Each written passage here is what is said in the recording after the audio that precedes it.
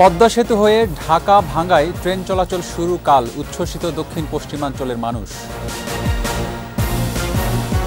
তহবিলের নামে কেটে নেওয়া অর্থ ফেরত দেয়নি ইউনুস ফাউন্ডেশন, ঋণে জর্জরিত অসংখ্য মানুষ। ইসরায়েল হামাসের সংঘাতে নিহত 1100, তেল আবিবকে যুক্তরাষ্ট্রের সামরিক সহায়তা।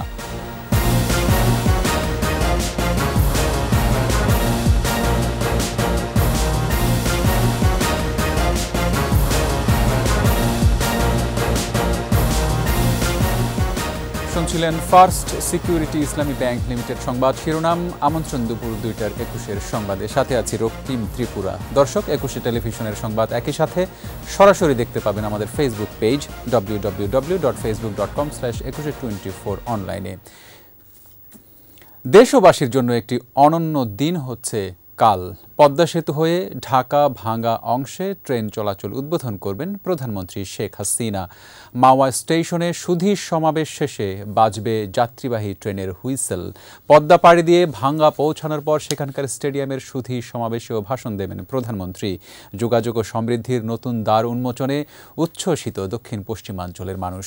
রিপোর্টে বাকিটা জানাচ্ছেন মোহাম্মদ নুরুন নবী।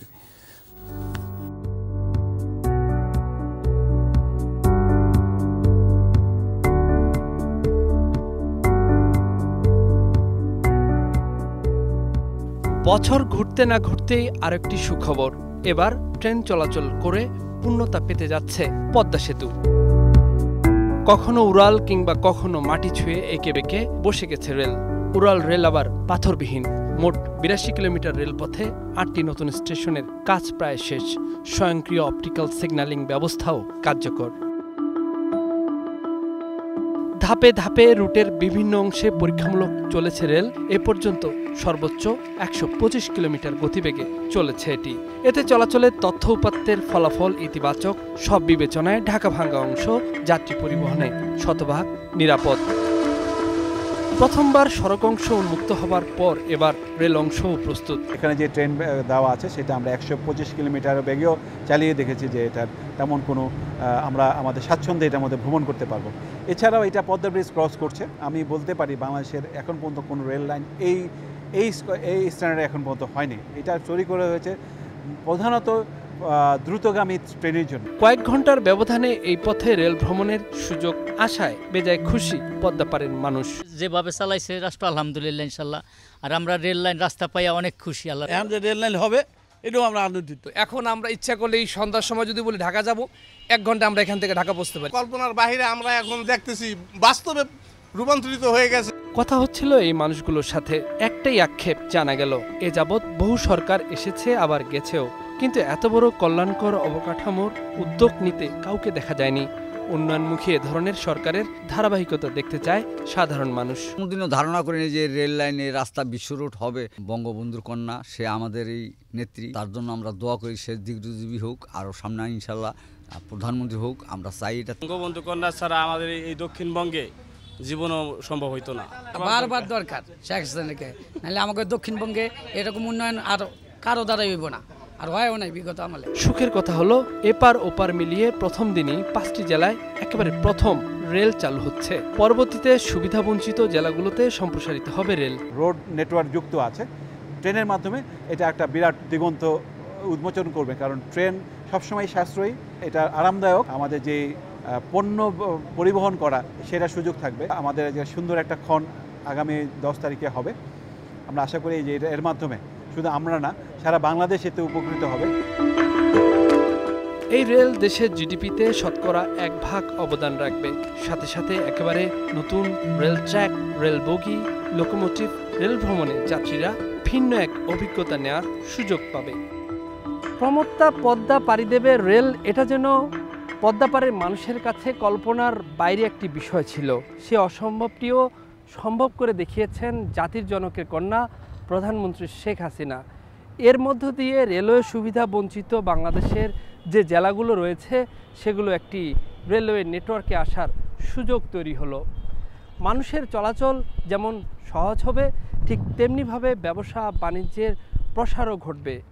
আর এই অর্থনৈতিক মুক্তির সোপানটি তৈরি হওয়ার কারণে উচ্ছ্বসিত রেলওয়ে সুবিধা বঞ্চিত এই দেশের মানুষগুলো, আর এজন্য তারা প্রধানমন্ত্রী শেখ হাসিনাকে ধন্যবাদও দিতে চান। মোহাম্মদ নুরুন্নবী, 21 টেলিভিশন, শিবচর, মাদারীপুর। ডক্টর ইউনূসের গ্রামীণ মৎস্য ও পশু সম্পদ ফাউন্ডেশনের বিরুদ্ধে উঠেছে গুরুতর অভিযোগ। সিরাজগঞ্জের নিমগাছি মৎস্য প্রকল্পে প্রতিশ্রুতি অনুযায়ী 2 জেলার পুকুর পাড়ের বাসিন্দারা আয়ের অর্ধেক তো পায়নি, বরং বিভিন্ন তহবিলের নামে 25 বছর ধরে কেটে রাখা অর্থ ফেরত দেয়নি প্রতিষ্ঠানটি। সিরাজগঞ্জ প্রতিনিধি স্বপন মির্জার তথ্যচিত্রে 2 পর্বের ধারাবাহিকের আজ শেষ পর্ব, জানাচ্ছেন সমর ইসলাম। মাছ চাষের অর্ধেক লভ্যাংশ পাননি গায়ের সহজ সরল মানুষেরা। বিভিন্ন তহবিলের নামে কেটে নেওয়া হতো আয়ের অর্থ, সেটাও এখনো ফেরত পাননি তারা। অডিট আসলে সুফলভোগীদের ভয় দেখিয়ে বলানো হতো মিথ্যা। গ্রুপ ফান্ডের 7% করে টাকাটা প্রতিটা সদস্যের জন্য কাটিয়ে রাখছে তারা, এবং তো আজও পর্যন্ত দেয় না, দেওয়ার কথা বলছে, আন্দোলনও করছে। এরা সবসময় 3-4 টাকা বেশি বলছে। কোনো অডিট আসলে পরে বলছে যে বলেন হলো গা দুধের দাম যদি গেল 15 টাকা, বলছে যে 18 টাকা বলেন। লাভ দেখা যেতেছে গ্রাম ব্যাংকের লাভ, আমাদের লাভ নেই। গ্রাম ব্যাংক থাকতে সদস্যকারে দিব 2-1 পয়সা, কিভাবে নেওয়া লাগে হে বুদ্ধি ওরাই জানে। শুধু তাই নয়, অনুদানের গরু দিয়ে চড়া দাম নেয়া, গরু মরে গেলেও কিস্তি নেয়া সহ শোষণের কবলে পড়ে ঋণে জর্জরিত হয়ে নিঃস্ব হয়েছে অনেকেই। 30,000, 25,000 এভাবে একটা করে গরু কিনে দিল, এভাবে সদস্যরা পালতে থাকলো। পরে আবার কিস্তি সুদে আসলে নিল। মরা গরুরও তার দাম নিয়ে নিছে, দোয়াই নাই। 1 বছর কিস্তি চালাইলাম, তা ওই গরু বেচে 22,000 টাকাও গাড়ি দিলাম। এত কিছুর পরও 25 বছরের মেয়াদ শেষে আবারও 2010 সালে পুকুরগুলো ইজারা নেয়ার আবেদন করে গ্রামীণ মৎস্য ও পশু সম্পদ ফাউন্ডেশন। চাপ প্রয়োগ করা হলেও তাতে সাড়া দেয়নি সরকার। ডক্টর ইউনূস একটা খ্যাতনামা ব্যক্তি, বহুত ধরনের চাপ দেয়, এটা করার জন্য আমি করি নাই। আর 786টা পুকুর এটা আমরা কমিউনিটি গ্রুপ করে দেওয়া, বেনিফিশিয়ারি গ্রুপ করে দেওয়া, তাদের মধ্যে এখন আবাদ হচ্ছে এবং মাছের আবাদ ভালো হচ্ছে। সদস্যদের শতভাগ লভ্যাংশ দেওয়ার ভিত্তিতে নিজেরাই প্রকল্পটি পরিচালনা করছে মৎস্য অধিদপ্তর। এতে লাভবান হচ্ছেন পুকুর পাড়ের বাসিন্দারা। কার্যকরী কমিটি আছে 7 সদস্য বিশিষ্ট, সেই কার্যকরী কমিটি অন্যান্য সদস্যদের নিয়ে মাছ চাষ করে এইটার লভ্যাংশ সেটা সমভাবে বন্টন করে। ডক্টর ইউনূসের প্রতিষ্ঠানের অধীনে প্রকল্পে মাছের উৎপাদন ছিল হেক্টর প্রতি বছরে 2.5 মেট্রিক টন, আর বর্তমানে লাভের শতভাগ সুফলভোগীদের দেওয়ার পর উৎপাদন দাঁড়িয়েছে 5.5 টনেরও বেশি। সমর ইসলাম, 21 টেলিভিশন। ফিলিস্তিনি সশস্ত্র গোষ্ঠী হামাসের সঙ্গে ইসরায়েলের সংঘাতে নিহতের সংখ্যা 1,100 ছাড়িয়েছে। এমন পরিস্থিতিতে তেল আবিবকে সামরিক সহায়তা দিচ্ছে যুক্তরাষ্ট্র। এদিকে হামাস ইসরায়েল যুদ্ধ বন্ধে ব্যর্থ হয়েছে নিরাপত্তা পরিষদ। নিচ্ছি সংবাদ বিরতি, যখন ফিরছি তখন অন্যান্য খবরের সঙ্গে আরও থাকছে। উখিয়ার রোহিঙ্গা ক্যাম্পে প্রতিপক্ষের গুলিতে আরসার 2 সন্ত্রাসী নিহত।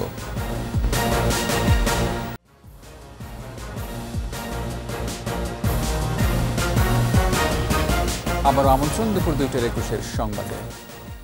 পারিবারিক সফরে কাল গোপালগঞ্জের টুঙ্গিপাড়ায় যাচ্ছেন প্রধানমন্ত্রী শেখ হাসিনা। সড়ক পথে টুঙ্গিপাড়া যাবেন তিনি। সেখানে জাতির পিতার সমাধিতে শ্রদ্ধা জানাবেন এবং 15ই আগস্ট নিহত সকল শহীদদের রুহের মাগফিরাত কামনায় ফাতেহা পাঠ ও মোনাজাতে অংশ নেবেন। এ সময় ছোট বোন শেখ রেহানা ও পরিবারের সদস্যরা উপস্থিত থাকবেন। পরের দিন সকালে ঢাকার উদ্দেশ্যে সড়ক পথে রওনা হবেন প্রধানমন্ত্রী। এদিকে প্রধানমন্ত্রীর আগমন ঘিরে টুঙ্গিপাড়া সহ জেলায় নেওয়া হয়েছে নিরাপত্তা ব্যবস্থা। নেতাকর্মীদের মাঝে দেখা দিয়েছে আনন্দ উদ্দীপনা। এ সফরের মধ্য দিয়ে জাতীয় সংসদ নির্বাচনের প্রস্তুতি শুরু করবেন, এমনটাই প্রত্যাশা নেতাকর্মীদের। উদ্বোধনী অনুষ্ঠান শেষ করে টুঙ্গিপাড়ায় আসবেন। টুঙ্গিপাড়ায় আগমন উপলক্ষে টুঙ্গিপাড়া উপজেলা যুবলীগ, ছাত্রলীগ, আওয়ামী লীগ সহ সহযোগী সংগঠনের নেতাকর্মীরা অধীর আগ্রহে মাননীয় প্রধানমন্ত্রীকে বরণ করার জন্য অপেক্ষা করছে। তাকে বরণ করার জন্য বৃহত্তর ফরিদপুর জেলা এবং গোপালগঞ্জ টুঙ্গিপাড়া আমরা প্রস্তুতি, বিশেষ করে গোপালগঞ্জ আমরা সকল প্রস্তুত নিয়েছি।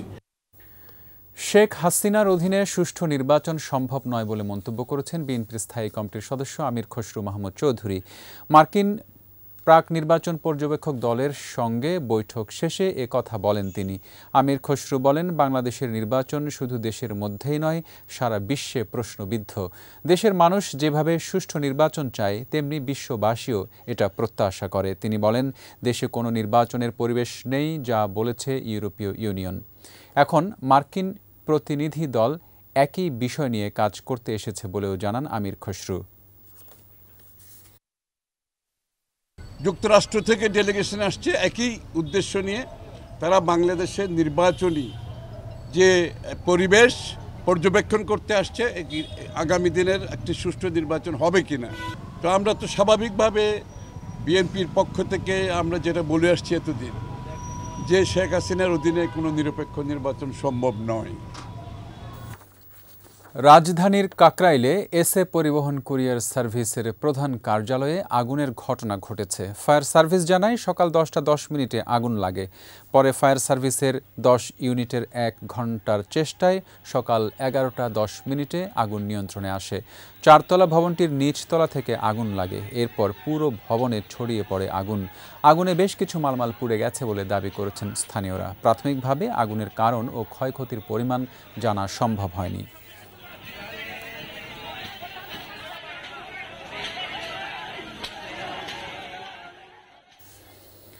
কক্সবাজারের উখিয়ার রোহিঙ্গা ক্যাম্পের ইরানি পাহাড় ও বালুর মাঠ ক্যাম্পে প্রতিপক্ষের গুলিতে আরসার 2 সন্ত্রাসী নিহত হয়েছে। উখিয়া থানার ওসি জানান, ভোর রাতে ইরানি পাহাড় ও বালুর মাঠ ক্যাম্পে পৃথকভাবে প্রতিপক্ষের লোকজন আরাকান রোহিঙ্গা স্যালভেশন আর্মির সদস্যদের উপর গুলিবর্ষণ করে। এতে 2 সন্ত্রাসী সানাউল্লাহ ও আহমেদ হোসেন মারা যায়। তিনি আরও জানান, মরদেহ উদ্ধার ও ময়নাতদন্তের জন্য কক্সবাজার সদর হাসপাতালে পাঠানো হয়েছে। ঘটনায় জড়িতদের গ্রেফতারে অভিযান অব্যাহত রয়েছে। এদিকে টেকনাফে অস্ত্রসহ 3 রোহিঙ্গা সন্ত্রাসীকে আটক করেছে পুলিশ।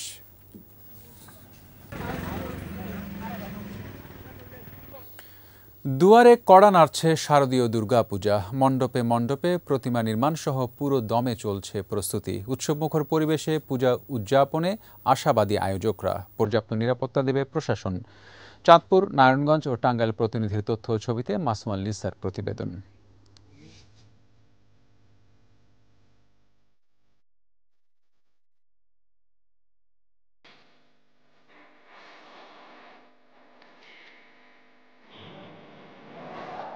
মাটির কাঠামো তৈরি শেষ, নিপুণ হাতের ছোঁয়ায় আর রং তুলির আঁচড়ে এখন ফুটিয়ে তোলা হচ্ছে মা দুর্গা সহ প্রতিমাগুলোর সৌন্দর্য। 5 দিনের দুর্গোৎসব উদযাপনে প্রস্তুত হচ্ছে চাঁদপুর জেলার 221টি মণ্ডপ। তোকে ঘুম নাই, খানা নাই, নিদ্রা নাই। এই প্রতিমা আমাকে ডেলিভারি দিতে হবে আগের দিন। ওটার আগের থেকে অনেক বেশি, কিন্তু সেই হিসেবে কারিগর পাওয়া যাচ্ছে না। দ্রব্যমূল্যে সবকিছু জিনিসপত্র বাড়ছে, ওই হিসাবে আমরা 5,000-10,000 বাড়তি নেই। সকলের সহযোগিতা কামনা করি, যাতে আমরা সুন্দরভাবে এই মায়ের পূজা সুসম্পন্ন করতে পারি। সুন্দর ও শান্তিপূর্ণ পূজা উদযাপনে সবার সহায়তা চান আয়োজকরা। উৎসবকে নির্বিঘ্ন করতে সব ধরনের প্রস্তুতি নিচ্ছে প্রশাসনও। এই পূজা মণ্ডপে যেন কোনো ধরনের অশুভ শক্তি যেন কোনো ধরনের বিশৃঙ্খলা না করতে পারে। আমরা প্রত্যেকটি পূজা মণ্ডপে সিসি ক্যামেরার ব্যবস্থা করেছি। অনেকগুলোকে স্থাপন করা হয়েছে, অনেকগুলোতে হয় নাই। অপরূপ সৌন্দর্যে প্রতিমা গড়া সহ নারায়ণগঞ্জের 215টি মণ্ডপকে রাঙানো হচ্ছে বাহারি সাজে। রং করে পূজার একদিন আগে যেন মার মণ্ডপে প্রতি মণ্ডপে আমরা যে ঠাকুর দিয়ে দিতে পারি। মুক্তির কাজ পরে শেষ হয়েছে। আমাদের মুক্তির কাজ করতে মাটি, খের, সুতলি, কাঠ এটি লাগে। আমরা এই বছর 7টা মূর্তি বানাইছি। বর্ণাঢ্য উৎসব উপহার দিতে আশাবাদী আয়োজকরা। আমি নতুনত্ব ইন্ডিয়ান সিস্টেমের কিছু করার চেষ্টা করছি, ইন্ডিয়ান ক্যাটাগরি, যেন আমাদের পূজাটা দর্শক দেখে আনন্দ পায়। সারা বাংলাদেশের মানুষের শান্তি ও মঙ্গলময় করুক, এটি আমার কাছে আমাদের প্রার্থনা থাকবে। টাঙ্গাইলের 12 উপজেলায় এবার দুর্গাপূজা হবে 1281টি মণ্ডপে। আমাদের 12টা বানাইছে কাকা, এখন আমার বাবা বানাইছে 7টা। এই কাজটাই করার খুব কঠিন হয়ে যায়, এখন কাজে কাজে তেমন একটা পুষতে চায় না, তবু কাজগুলা করি আর। আমরা আশাবাদ ব্যক্ত করি যে আমাদের টাঙ্গাইল জেলার আগে কোনোদিনই সাম্প্রদায়িকতা ঘটেনি, এবারও হবে না। প্রতিটি মণ্ডপে পর্যাপ্ত সংখ্যক পুলিশের সাথে দায়িত্ব পালন করবেন আনসার সদস্যরাও। এই টাঙ্গাইল জেলাতে সবচেয়ে বেশি সংখ্যক পূজা মণ্ডপ রয়েছে। এই পূজা মণ্ডপের সার্বিক নিরাপত্তা আমরা নিশ্চিত করতে পারব। 20 অক্টোবর শুরু হয়ে 24 অক্টোবর প্রতিমা বিসর্জনে শেষ হবে দুর্গোৎসব। Masum Lisa, 21 television. শেষ করছি দুপুর 2টার 21-এর সংবাদ। যাবার আগে ফার্স্ট সিকিউরিটি ইসলামী ব্যাংক লিমিটেড সংবাদ শিরোনামগুলো আরও একবার। পদ্মা সেতু হয়ে ঢাকা ভাঙ্গায় ট্রেন চলাচল শুরু কাল, উচ্ছ্বসিত দক্ষিণ পশ্চিমাঞ্চলের মানুষ।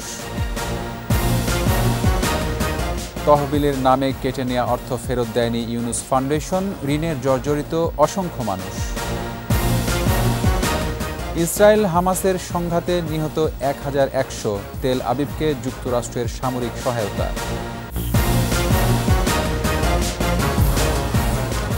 সর্বশেষ খবর জানতে ডায়াল করুন 2021 নম্বরে আর ভিজিট করুন ekushe-tv.com ওয়েবসাইটে। এছাড়া ফেসবুকে ভিজিট করতে পারেন facebook.com/ekushe24 অনলাইনে। এতক্ষণ সাথে থাকার জন্য ধন্যবাদ। পরবর্তী সংবাদ সন্ধ্যা 6টায় একুশের দেশের সংবাদ দেখার আমন্ত্রণ রইল।